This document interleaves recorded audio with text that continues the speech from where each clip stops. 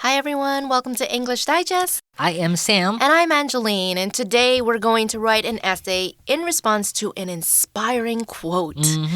You know, one of the quotes I live by is, "What doesn't kill you makes you stronger." That's nice. I actually recite this whenever I'm feeling discouraged or defeated by something. You know, a lot of times when something bad happens, you're like, why? Why is this happening to me? And I sometimes think that, and then afterwards I clear my mind and I'm like, no, you know what? What doesn't kill you makes you stronger. Do you have any favorite quotes, Sam? OK, quote 这个字哦，就是引述的意思。比方说，我们引述谁说过的话，或是引用了什么名言佳句。比方说呢 ，Angeline 老师刚刚就说，他很喜欢的一句呢，就是 "What doesn't kill you makes you stronger." OK， 杀不死你的将使你更坚强了。OK, so I'm not that tough. Okay. Okay, so for me, the quote I think it's like one man's meat is another man's poison. One man's meat is another man's poison. It's not like I like to eat. Do you want to? It's because as I growing older, I found it really hard for people to respect or appreciate one's individuality. Yeah, it's really hard, like to accept that people are different. Yes. OK， 今天呢，我们就要来写一篇受到这个 quotation 这个 quote 呢所启发的文章了。So without further ado, let's take a look at our writing prompt for Unit 12. 好，马上呢看到我们今天的提示了。他说呢，人生中呢难免会遭遇挫折和失败，而唯有坚持不懈的人呢，才能获得最终的甜美果实哦。我们这边呢就要以 "Failure is not the end, giving up is" 为主题句呢来写一篇英文作文。文章需分段哦，文长至少120个单词。Okay, so it's inevitable that at some point in your life, okay, you'll encounter your fair share of setbacks and even maybe failures, okay? You know, life isn't easy, but with perseverance comes reward. I don't know if you guys heard of that before, but pretty much it's just saying that the more you try, or like the fact that you don't give up, you know, in the end, something good will happen to you. Your reward will come to you. So our writing prompt asks us to use the quote, "Failure is not the end, giving up is," as a topic sentence for our essay. Now, the composition must be separated into paragraphs and be at least 120 words long. Okay, so this is a pretty motivational quote. Failure is not the end, giving up is. It took many tries for scientists, inventors, and other brilliant people to become successful. You know, if they gave up after the first try because they failed, they would have definitely not discovered things like electricity or how to fly or even smartphones.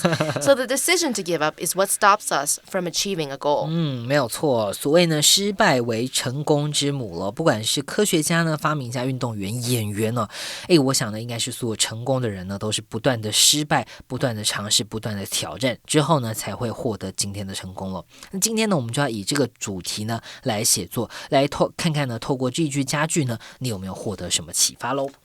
Okay, so let's take the time now to develop an approach to writing this essay. Now, our topic sentence is written for us. Failure is not the end, giving up is. The rest of the essay will be written according to this topic sentence. So there are several ways you might want to write this essay. You might want to make this a narrative essay where you talk about a personal experience, or you could turn it into an argumentative essay and reiterate the importance of not giving up. Whichever approach you take, be sure to ensure your essay has an introduction, body, and conclusion. 好，今天呢这一篇呢是一篇主题句写作。顾名思义呢，考题会提供主题句。那根据呢我们所提供的这个主题句呢来写这篇文章了。那除非有特别要求呢，否则这样子的文章文体不限。例如呢，它可以是一篇叙述文，你可以讲一讲呢你自己失败，你自己尝试，然后你最后有没有成功，你的经验来叙述，讲一个故事。或是呢，你也可以写一篇论说文呢，探讨这个失败跟成功之间有什么关联，然后举一些例子来佐证。那不论什么样的文体呢，要特别注意它的架构一定要完整。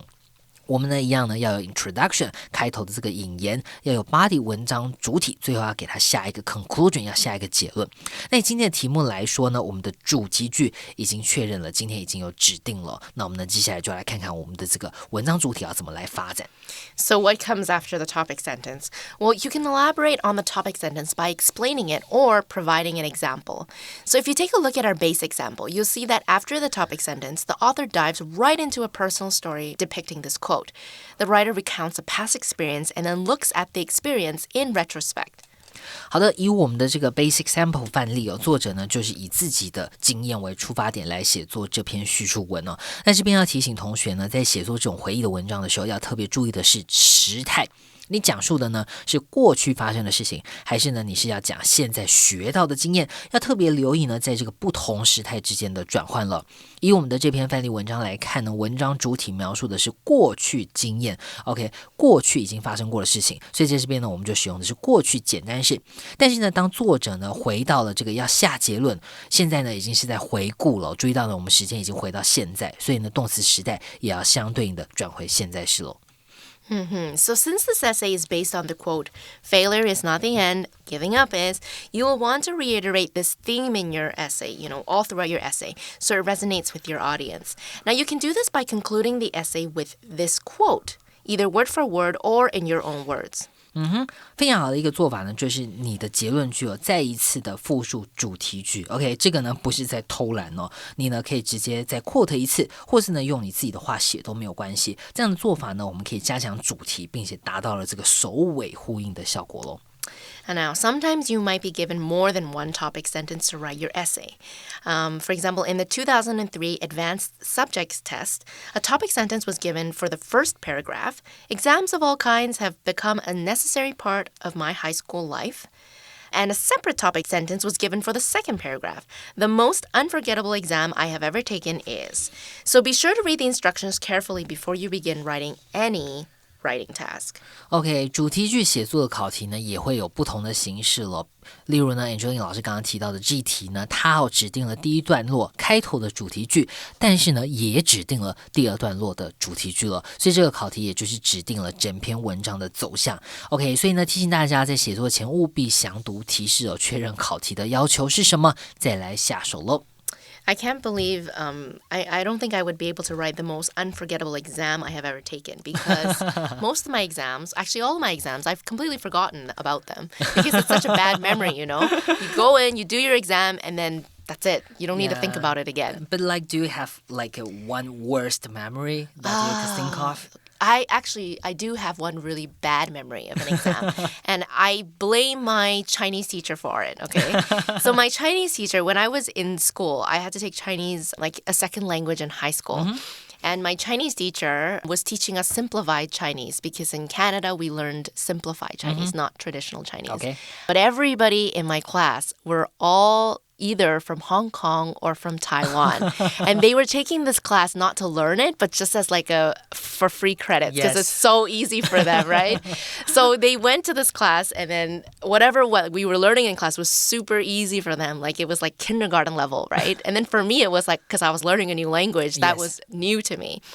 And my teacher, I don't know why, she decided to give us a midterm exam in traditional Chinese. And it was extremely advanced. Like I've never seen these words before. And so I failed the exam, obviously, right? Because I never learned it. And I don't know, I should have done something about it. I actually should have gone and talked to somebody about this exam because it was ridiculous. But yeah, that's what my teacher did. So you're right. I do remember one exam. It was very unforgettable. Yes. Do you have any unforgettable exams? I think it's like during freshman year when I was in the university. Okay. Yeah, because I was busy doing something. I see. Can't remember what is the thing I was busy doing. Yeah.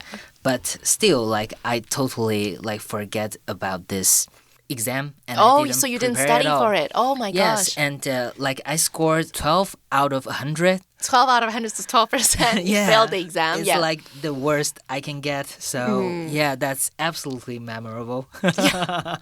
I think those are the more unforgettable exams. The ones where you failed or the ones where you did very, very well. Unless, of course, you're like a top A student. You're top-notch student, you're always getting perfect scores in your tests. Okay, so now we're going to spend some time talking about the outline, okay? I'm sure by now we've drilled into your head the importance of an outline. Now, it can help you organize your ideas into a logical order that makes sense. Outlines can also help you identify where gaps in your thinking may exist and whether you have sufficient evidence to support each of your points. Now, let's take a look at the sample outline provided in the magazine. there should be no surprises, right, with what topic sentence 1 is because it's already written for us. So the topic sentence for this basic sample is, failure is not the end, giving up is. Now, what follows are the writer's points on this statement, okay? A, I love acting and I was in all my junior high school's plays. Okay. B, I only got small roles in senior high school. And C, I almost gave up, but an older student told me not to. That doesn't sound like a failure at all. At least he's got a part. Yeah, that's right. I think I would be very happy with even a small part. Yeah. But I guess this person is an overachiever or, this person really wants the lead role in the play.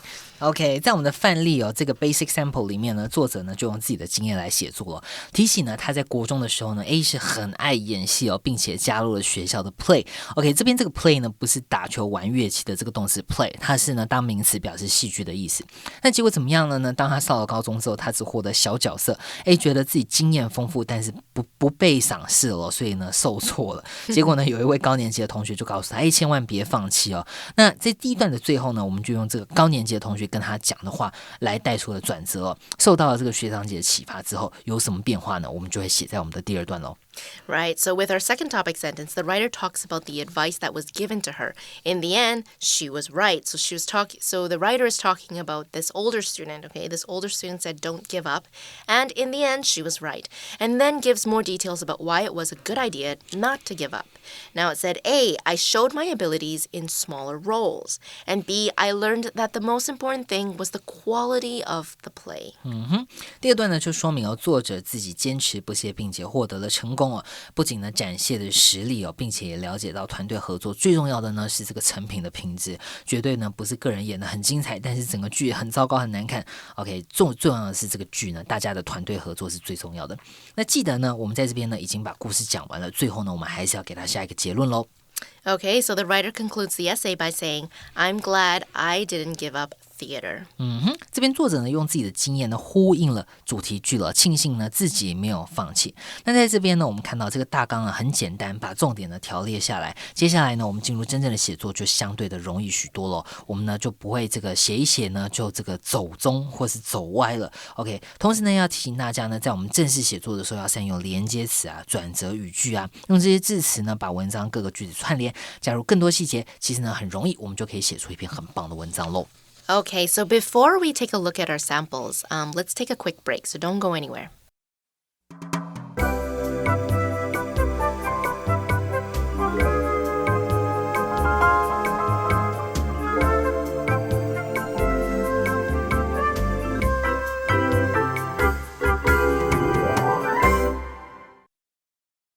Basic sample. Failure is not the end, giving up is. I learned this in senior high school. I've always loved acting, and in junior high school, I was in all my school's plays. However, when I went to senior high school, there were lots of other good actors. I tried out for the main parts, but I only got small roles. I felt like a failure, and I almost gave up theater, but one of the older students told me to stick with it. In the end, she was right. By showing my abilities in smaller roles, I proved I could handle larger ones, and eventually I got them. I also learned that the most important thing was the quality of the play, not my role in it. This was a useful lesson, as I won't always get the best parts.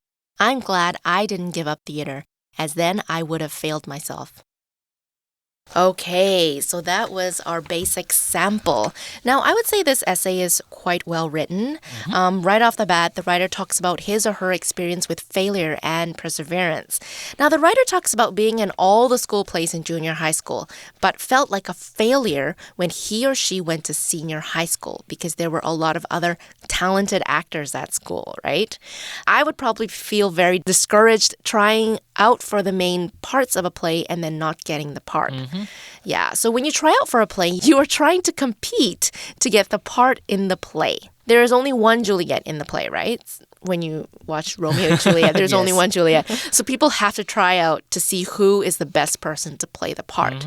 Now, if you want to be on the basketball team or the swim team, you'll also need to compete or try out to get on the team because there are limited spots on the team. So that's what try out means. Yeah, it's like audition for a part. Audition, that's right. This reminds me of that Natalie Portman movie. Is it called Black Swan? Yes, Black Swan. I can't really remember what happened in the show. They're like ballerinas. They're trying to like get the main part, the swan. The swan part, right? So they were auditioning. They were practicing very, very hard to get the main lead or the main. And only one person can be that. The black lead, swan. yes, yeah. That's right.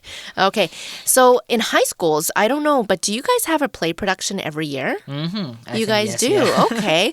So when I was in school, plays were a very big deal in school. Plays like Alice in Wonderland, A Midsummer Night's Dream are just a few of the popular plays produced by high schools in America. Now, theater is used to refer to the art or activity of performing in or producing plays on a stage. So when we talk about theater in this context, we're not talking about like a movie theater where you watch a movie. 在这边我们讲的这个 theater 指的是这个剧场的意思比方说像是舞台剧这种 play， 而不是像是去一个这个 movie theater， 不是去一个像电影院 cinema 这种地方。Okay, so for me, yes, I remember the time in high school. We actually have to compose our own story and script. Oh, so you came up with your own plays. Yeah, of course, it was terrible, but still, it was fun. Oh my goodness. So was this mandatory for all the students in your school or only the people? Yeah, okay. It's like everybody. And we also like take parts. Like some of us are like actors. Some of us will like build up the props. I see. So it was a whole school's production pretty much. Like the whole school was for involved. each class. You might have also heard of musicals, okay? A musical tells a story with dialogue and music. So simply put, a play, okay, sticks to spoken dialogue. So when you watch Romeo and Juliet, when you watch like Alice in Wonderland and Midsummer Night's Dream, those are plays that are in spoken dialogue, including Romeo and Juliet. That's right. Now, musicals, they do it with a song. So some popular musicals include Beauty and the Beast, The Phantom of the Opera, and Cats. 戏剧的种类有很多种我们刚刚讲的这个 play 呢，比较是像是戏剧啊、话剧、舞台剧那种。那 musical 呢，这个字我们看到 music 大家就可以猜到是跟音乐有关了，所以 musical 就是音乐剧。例如呢，百老汇，或者是最近很多像改编成电影的这个《美女与野兽》啊、歌剧《魅影》啊，还有这个 Cats 这个猫等等。So it often takes many attempts to become successful, right? We talked about this earlier. You're not usually successful on the first try. Now, very few people get to where they are with only one try, which is why it's important to stick with it. So the phrase stick with something means to continue doing something, especially something very difficult for you. Now, I personally wish I stuck with piano. I played the piano, the clarinet, and saxophone when I was young. Wow. But now, don't wow yet because now I can barely remember how to read music. Okay. So yeah, unfortunately, I don't think I know how to play the clarinet or saxophone anymore. It's completely wiped out of my mind. Is there something you wish you stuck with, Sam? OK, stick with 这个动词片语就表示这个坚持下去了，你坚持做什么事情。比方说像 Angeline 老师呢，小时候学过这个钢琴学过 saxophone 很多乐器，但是呢现在都忘了，所以呢他希望其实自己应该要坚持要继续学。I wish I stuck with Spanish and Japanese. Wow. Yeah, I used to take classes, but now I can hardly speak. Yeah, but they're very useful, not just for travel, but also for work. Yeah, however, it's never too late. I should start learning it again, I think. Yeah, I mean, if you guys have the basic knowledge, I think it's kind of easy to pick up a language again. Nice. Right? Yeah, that's what I think. Well, now it's time for us to take a look at our advanced sample, okay? Our advanced sample will look probably quite different from our basic sample since it is advanced. So let's take a look at it right now. Advanced sample. Failure is not the end, giving up is. This is my guiding principle in life. Some people say their greatest passion is in their blood, or that it comes naturally to them. But for me, that's definitely not the case. Though I dearly love dance, I've never been a naturally good dancer. When I started taking hip-hop classes as a kid, I had to practice for hours after class just to do the same moves my peers had mastered in half the time. I found it extraordinarily frustrating that I couldn't seem to get my body to obey my mind. After a few years of this, I'd nearly had it. I felt talentless and wanted to call it quits. That is, until my coach took me aside one day. She praised my tireless work ethic and told me that I would do a solo dance at her next showcase. My outlook changed after that as I looked back and realized how far I'd come.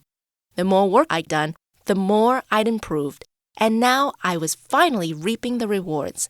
If you ever feel like giving up, just remember there is no failure except in not trying. Okay.